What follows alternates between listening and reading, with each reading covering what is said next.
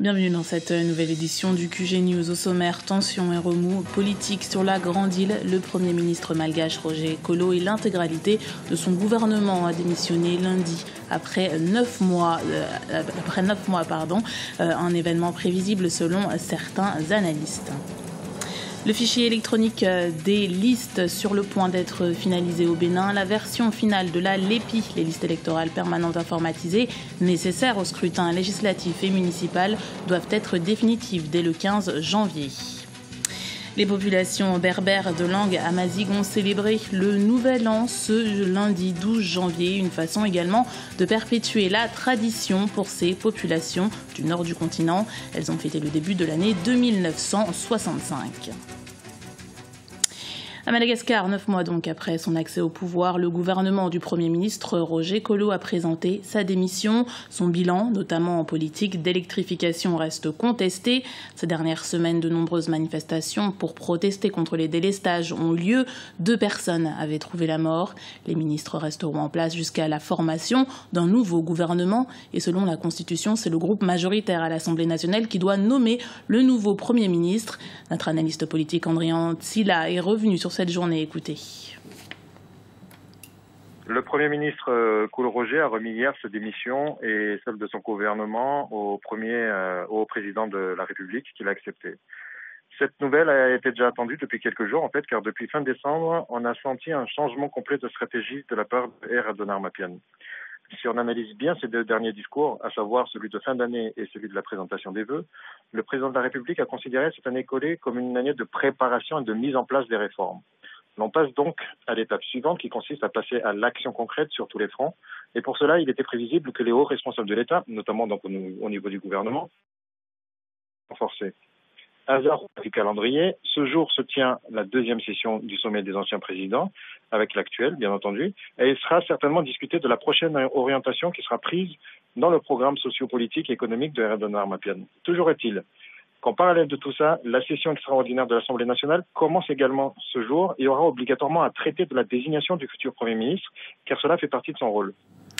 Au Mozambique, l'opposition politique, la Renamo, conteste ouvertement le résultat des élections législatives. Le parti conduit par Afonso Dhlakama a boycotté la cérémonie d'investiture du nouveau Parlement. Sur les 250 députés de l'hémicycle, la totalité des 89 élus de l'ancienne rébellion n'a pas assisté au rassemblement. Un événement qui pourrait être annonciateur d'une volonté autonomiste. La Renamo a déjà exprimé son désir d'indépendance politique et économique dans les provinces où elle avait remporté les élections législatives. Dernier réglage avant les élections législatives et municipales au Bénin. La version corrigée de la liste électorale permanente informatisée, la LEPI, doit être opérationnelle pour le 15 janvier. Elle sera ensuite transmise à l'organe en charge des scrutins prévus les 26 avril et 31 mai. Les précisions de Guevanido. Au Bénin, les législatives se tiendront le 26 avril et les municipales le 31 mai. C'est la décision rendue publique par la Cour constitutionnelle le 9 janvier dernier. Cette nouvelle donnera un coup d'accélérateur au processus électoral qui a connu un retard, notamment dans la correction de la liste électorale permanente informatisée LEPI.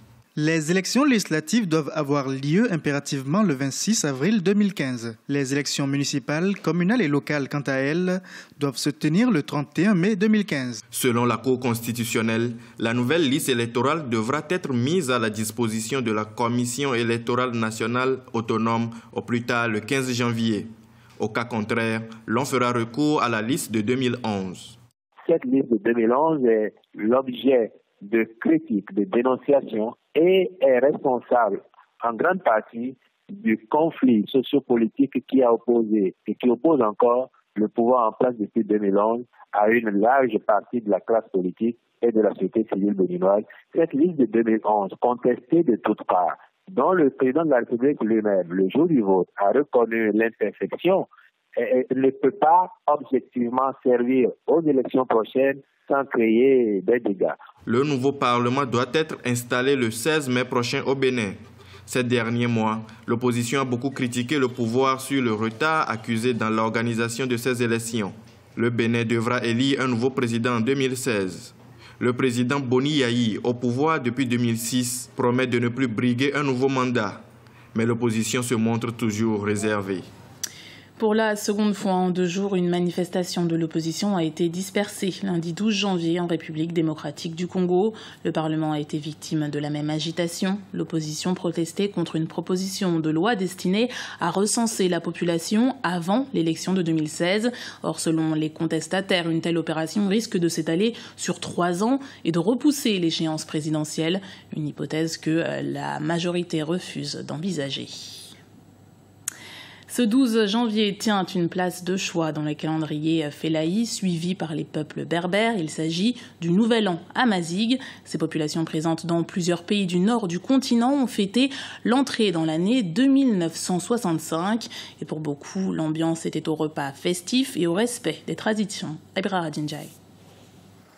Nous sommes ici en Algérie, dans un village berbère à Ibouyesfienne. Et pour la population, c'est un jour de fête. Elle célèbre ce lundi 12 janvier le début du Nouvel An Amazigh, connu sous le nom de Yenayer. Au menu, plusieurs festivités, chants, danses, concours du meilleur plat de couscous. Selon la tradition, ce jour marque une ancienne victoire d'un roi Amazigh, Shashnak, lors d'une guerre contre le pharaon Ramsès III. Nous cultivons nos traditions. Avec le Yenayer, nous célébrons les traditions de nos grands-parents. Il lui a accordé une grande attention. Je souhaite une bonne année à tout le monde.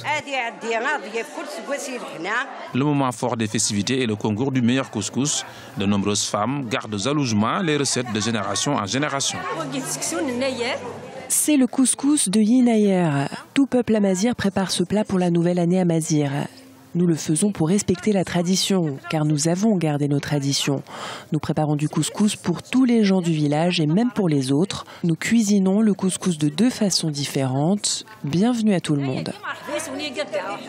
Cette célébration de la nouvelle année berbère a plusieurs objectifs, dont celui de perpétuer la tradition. C'est bien sûr d'essayer de faire revivre aux gens les anciennes habitudes et les anciennes coutumes, et surtout d'essayer de préserver le patrimoine amazigh en particulier et algérien en général.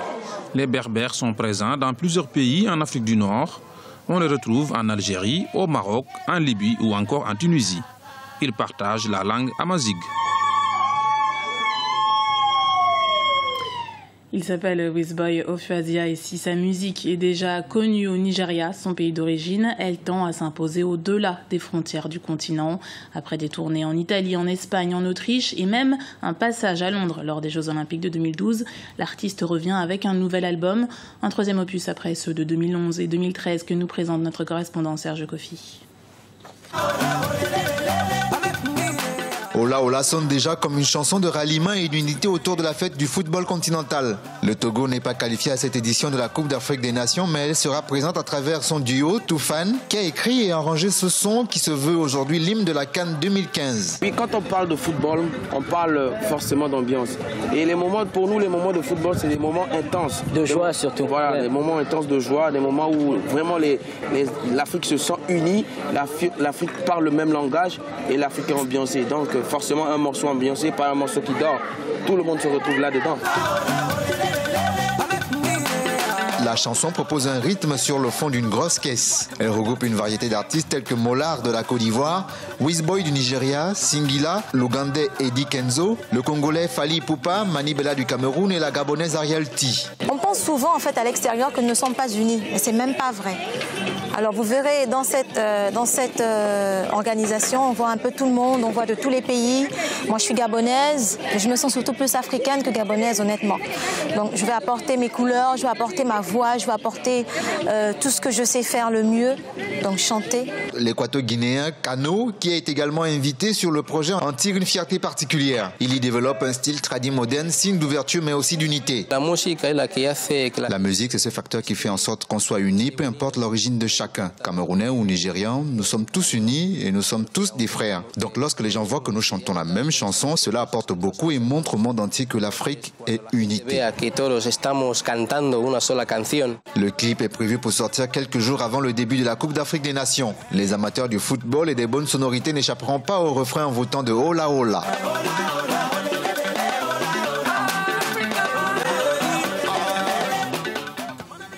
C'était le journal de la rédaction. Merci de l'avoir suivi. Retrouvez dans un instant une nouvelle édition du QG News sur Africa 24.